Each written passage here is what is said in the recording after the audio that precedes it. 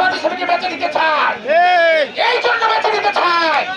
তারা মনে করে, দেশের মানুষ মনে করে একমাত্র জামাত ইসলামের কাছে এই বাংলাদেশ নিরাপদ।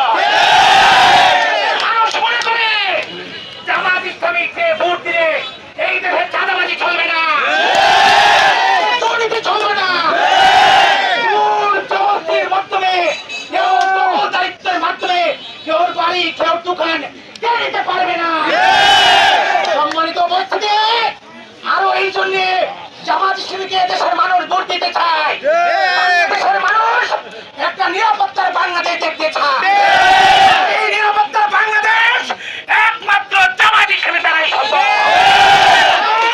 তাদের কর্মী বাহিনী থেকে শুরু করে কেন্দ্রের নেতৃত্বস্থানীয় লোকেরা সব দিকে সৎ, গুণাবলীতে পরিপূর্ণ।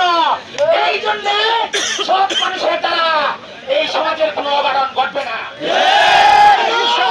বাংলাদেশের মানুষ জামাত ইসলামীকে বেছে নিয়েছে।